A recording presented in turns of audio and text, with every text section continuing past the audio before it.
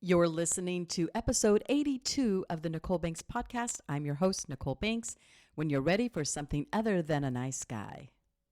Well, hello. I hope you are doing well. Do me a favor, take a minute and check in with me. Check in with yourself. How you doing? How you feeling? What's happening in your world? Right?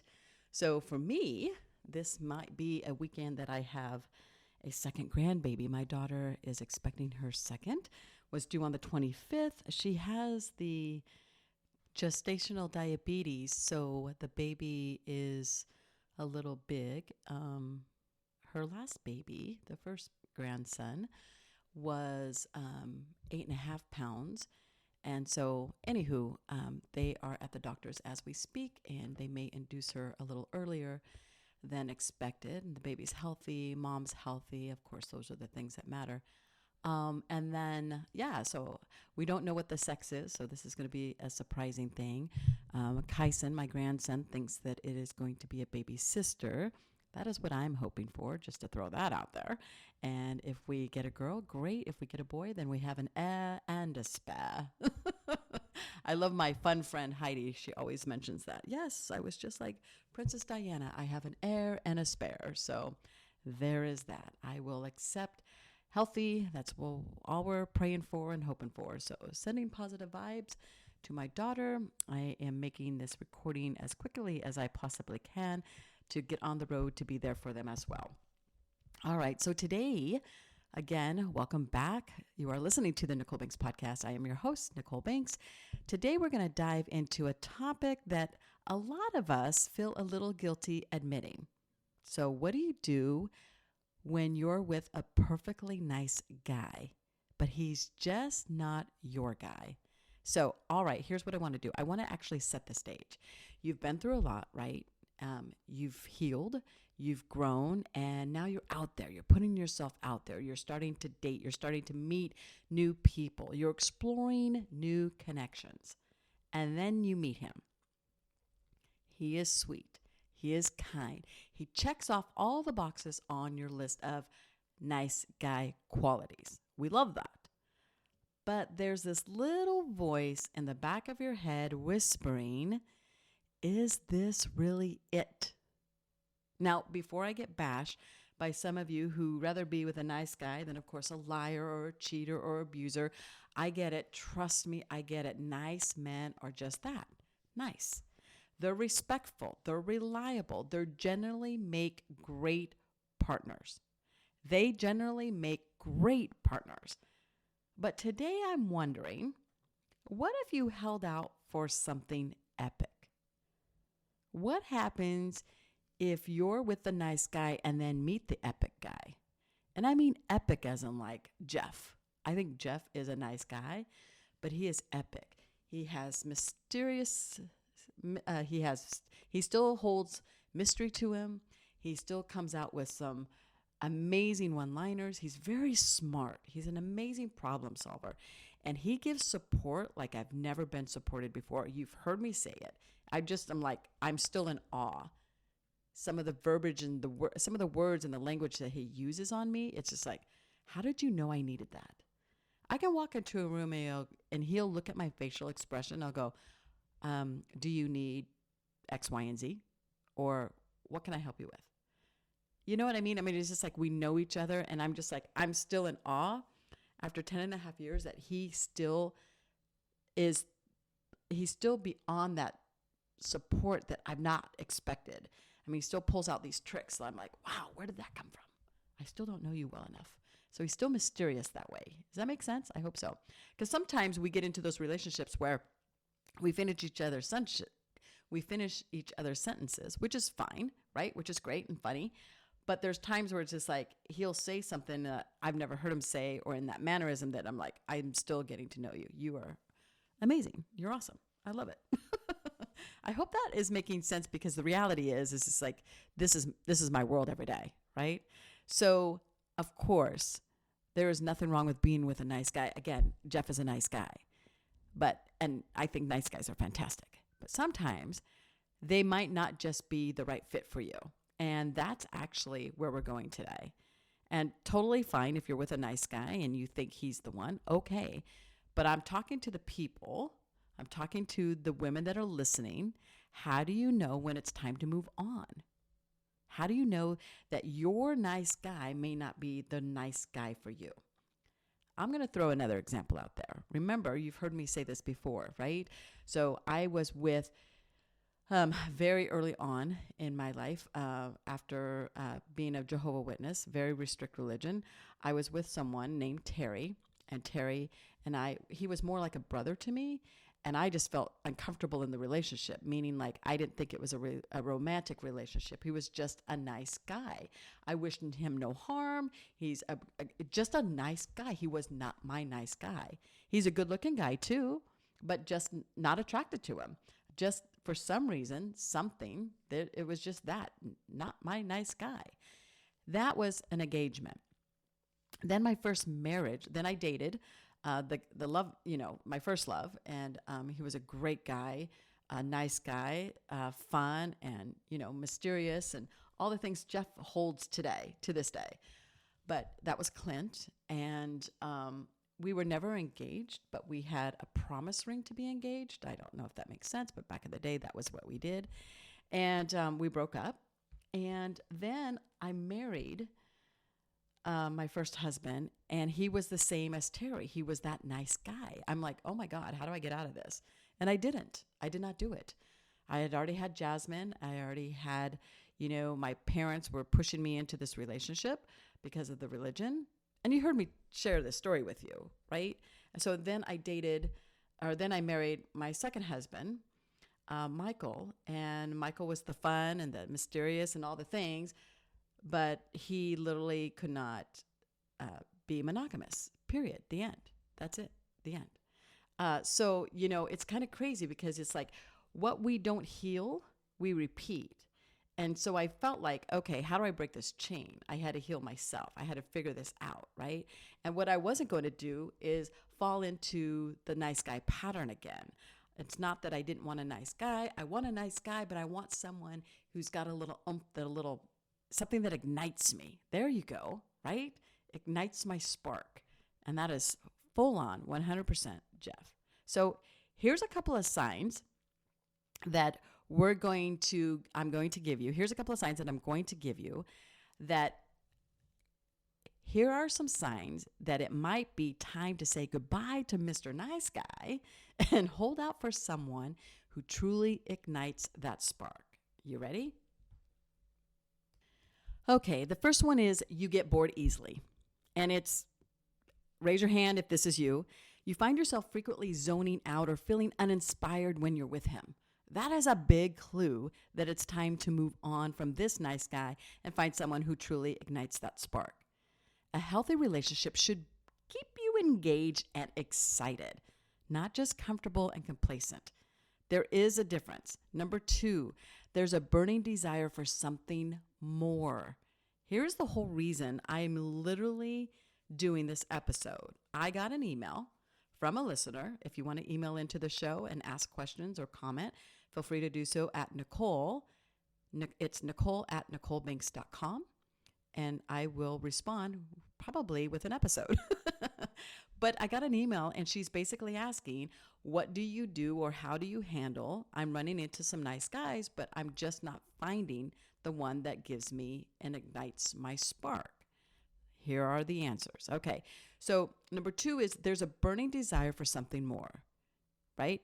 You feel a constant itch for adventure, passion, or a deeper connection that just isn't being scratched. That longing for something more is your heart's way of telling you that you deserve more than just nice. Something to think about for sure. Number 3, lack of emotional depth. A nice guy might be polite and considerate, which we appreciate, but if you're not able to connect on a deeper emotional level, you are eventually feeling unfulfilled. And you need someone who can meet you where you are emotionally and intelligently. I have an amazing, beautiful sister-in-law, and her husband, ex-husband, was exactly that. They had fun, he was nice, but intelligently was not meeting my sister-in-law's needs. And there's a difference. You start feeling resentful. You start feeling, well, we're going to talk about issues with settling in just a minute. But let me continue with this list of ways that you know that it is time to move on. Okay, number 4 is you're just going through the emotions. Come on. We know this one. It's basically when you're with the right person, even mundane activities can feel special.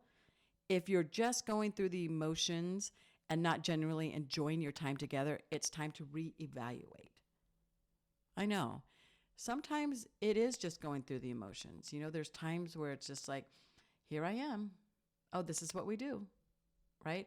Whether it's a Friday night or a Tuesday afternoon, doesn't even matter. These are the things that we do. And don't get me wrong, couples get into patterns and habits and things like that. Usually we do a Taco Tuesday, some kind of seafood or sushi or something along those on the weekend. There's things that we enjoy, but it's fun to also throw it up. But if you're going through the emotions of like, oh, okay, well, this is what I got to do.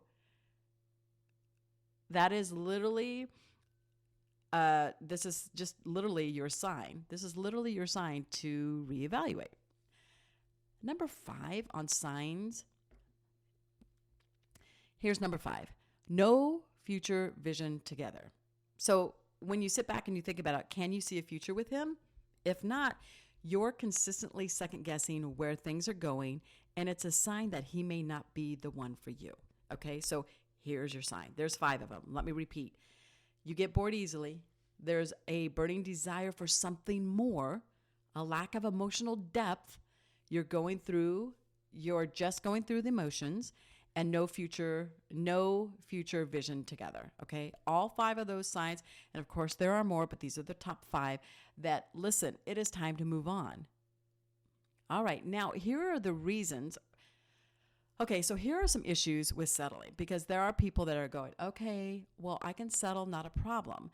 Again, be mindful that when you are in the dating world, there's going to be guys that you're like, oh my God, he's so fun, he's nice, he's just a nice guy. But now you're in the relationship, 2 weeks, 3 months, whatever the case may be, and you're just finding these things like, yeah, there's just something about him that's just not quite igniting me. And again, I am not advocating that you just dump him. I'm advocating for you to be aware, right? This is an awareness episode. Be aware of the things that you can control, and this is one of them. You can control your relationship. In other words, if you feel like you've tried everything, it's time to move on. But if you want to ignite and see other avenues of the relationship, start having some open dialogue, some communication, start talking, suggest other things. And if he continues to fall in the same pattern, maybe, again, he's not the right guy. Okay. So one of the things I wanted to do is also discuss some issues with settling, because they may not be apparent right away, but they do become significant over time. So the first issue with settling is resentment. Remember, we were going to talk about it. Here we are, resentment. If you're with someone just because they're nice, you might start to resent them for not fulfilling your deeper needs and desires. Hashtag facts. This can create what? Tension and unhappiness in the relationship. For real. Like, you start getting a little pissy. You got a little pissy attitude on your shoulder because you're doing the same thing over and over again. There's no depth. You're wondering what else is out there. You're starting to roam, right? You're starting to search, okay? So number 2 is the emotional disconnect. Without a deep emotional connection, you actually can feel even lonely when you're with someone. Raise your hand if you have ever felt this. I am lonely in my own relationship. It's so prevalent. Women tell me this all the time. It's just crazy. But you have to understand that when you have an emotional disconnect, it can lead to a dissatisfaction and a sense of isolation. I don't want you, ladies, here's the thing. This is a level up key. Here's a level up tip. It is not worth being with someone if you're miserable. Because again, isolation, there's nothing wrong with being alone, but if you're feeling miserable in your relationship because you feel lonely and isolated, It is time to level up your life and move on. I think number 3 is a big one. Here is another one, which is settling for nice might mean missing out on someone who truly excites and fulfills you.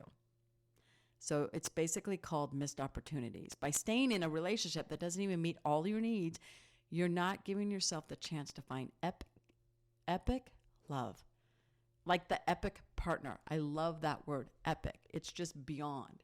It's fireworks. It's all the things. I'm not expecting it to be perfect because we're human. We're guy and girl. We're girl and girl. We're guy and guy. Doesn't matter the relationship. We're human. Understand that, okay? So there's a lot of things that go into a relationship, and if you're not putting 50% of them in, and they're not putting 50% in, you're heading towards disaster. Missed opportunities. So if you're with someone, how many opportunities are you missing of finding the guy that's going to give you epic love? Being with someone who doesn't challenge you or inspire growth can also lead to stagnation. A fulfilling relationship should encourage both partners to grow and evolve. I like this one. Personal growth stagnation. It's true. I mean, there's times where it's like, what do we want to learn new every year instead of like, every year we sit down and we go, okay, let's learn something new. This year we're learning how to dance together.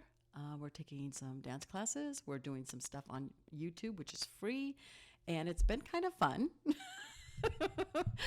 to say the least. It's also been, frustrating because I have it down and, well, we've got a partner with 2 left feet. So there's that. But you know what? It's something that we're doing together, and it is fun, and it is challenging, and we're going to get through it. And it won't be long, and I'll be a twirler on the dance floor. Just watch me spin. All right, here we go. So I think personal growth is a good one. What are your goals? You talk about your goals. What are your travel plans? Do you plan out travel? Does he like to travel? I mean, these are the things that you're going to be asking, right? All right, so here's what I want you to do. I want you to understand that I'm going to give you some tips to avoid settling for just a nice guy. Remember, I've been there, done that, right? Dated one, married one. So the first tip I want to give you, of course, is know your worth. I love this one. First and foremost, understand your value, because you deserve someone who's not only someone who not only treats you well, but also excites and inspires you. I love this. Don't settle for less than what you truly want and need. Here's number 2. Trust your gut. If I could go back in time and go, okay, gut check, right? If something feels off, trust that feeling. Your intuition is a powerful tool. Ladies, pay attention to it. Pay attention. If you're consistently questioning your relationship, it's worth paying attention to those doubts. Number 3, keep your standards high. Here's a level up tip. It's easy to settle when you're tired of being alone. If you're bored, if you're vulnerable, if you're depressed, if you have high anxiety that you're never going to find anyone, keeping your standards high. Remember, it's better to be single than to settle. Maintaining high standards will ensure you find someone who truly completes you. So, quick story.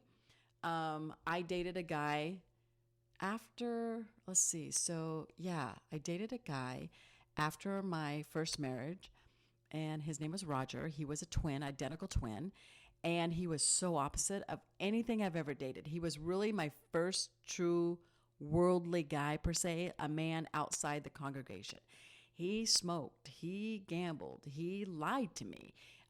He did all the things that he was like that rebel, that rebel. He used to wear the wife beater shirts, and I'm like, you have a cigarette hanging out. I hated cigarettes. And you'd kiss him and you're like, bleh. It's just such a turnoff to me. To this day, I don't care if he's GQ cover, and if he's smoking, it's not for me. You move on, walk along, keep going, roll out. Next. You get it? I don't like guys who smoke, but yet I was very vulnerable. I was very,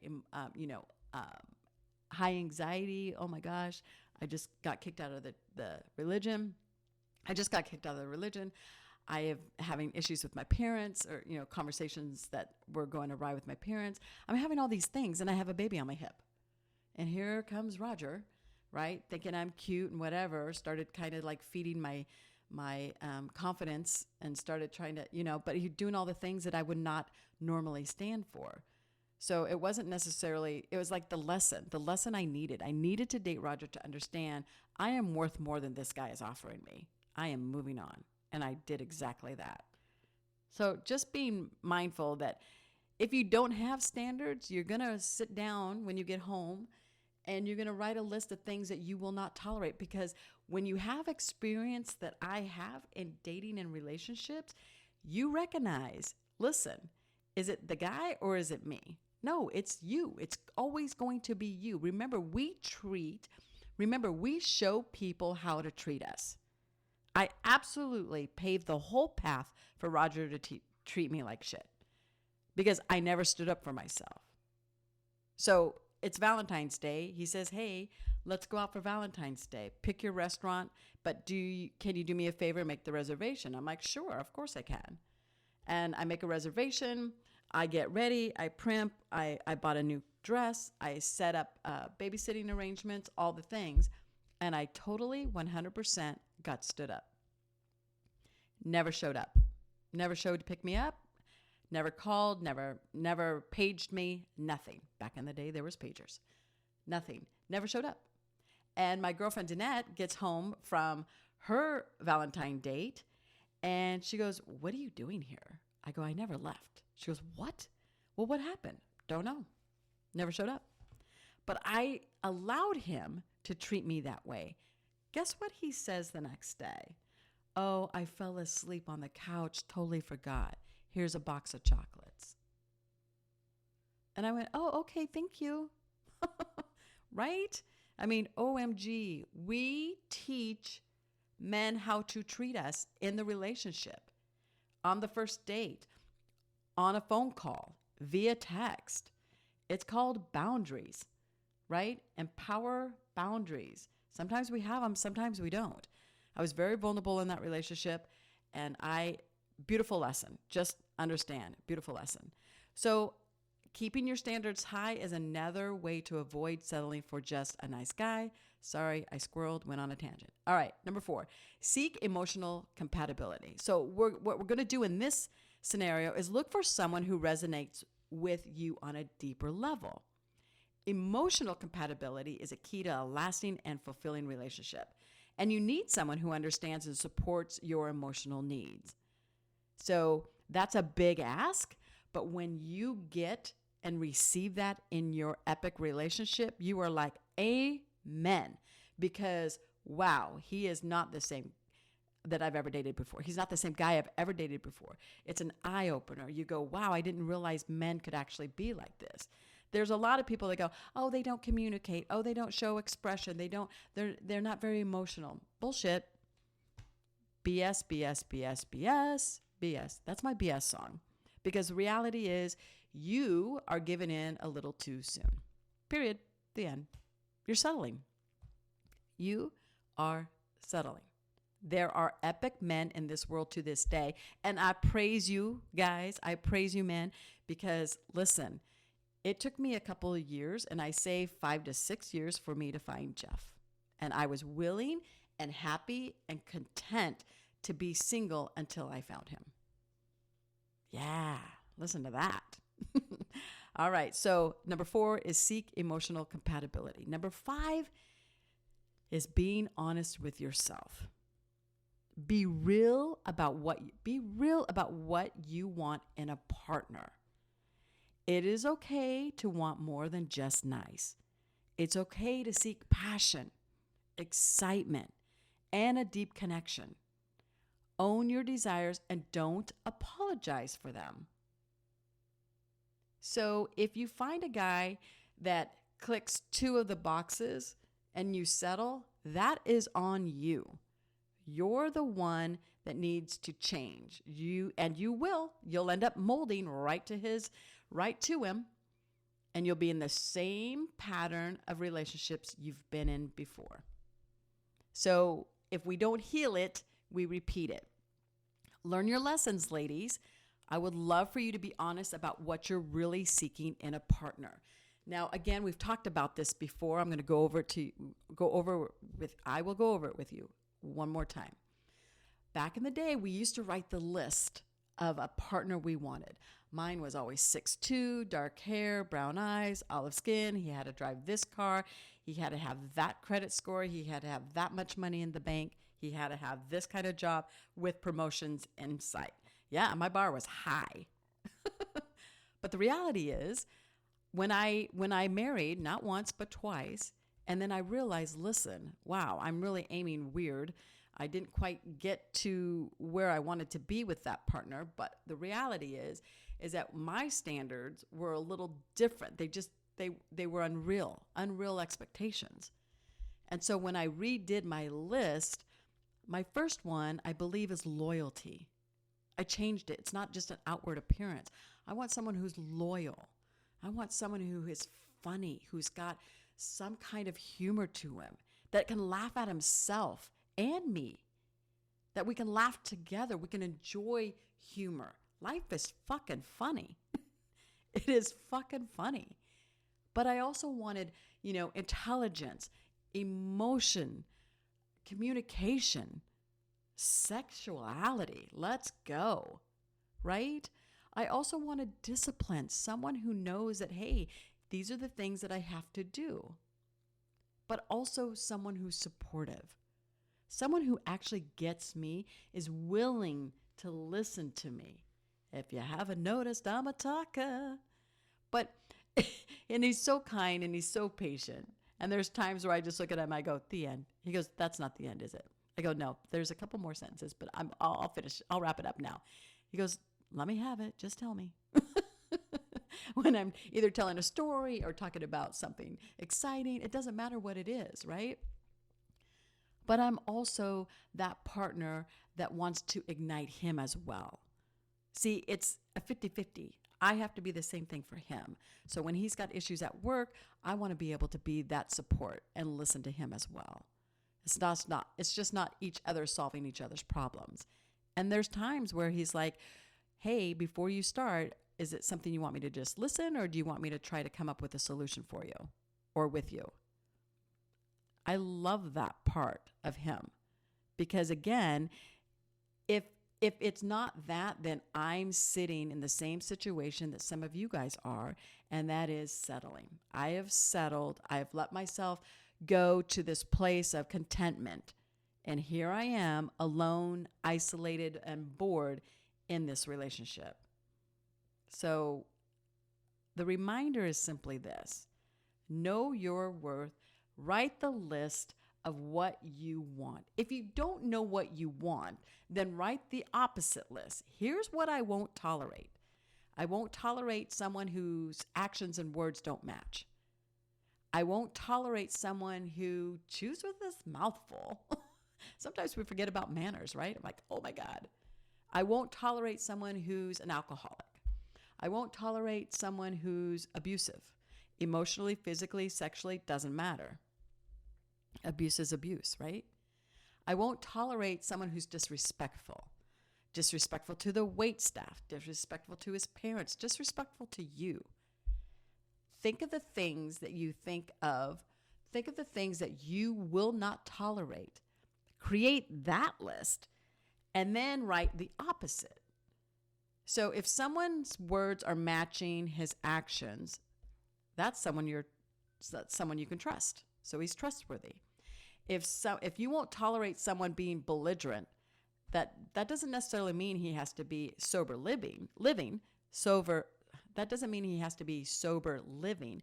It means that he can it means he's a mature enough person to handle his alcohol.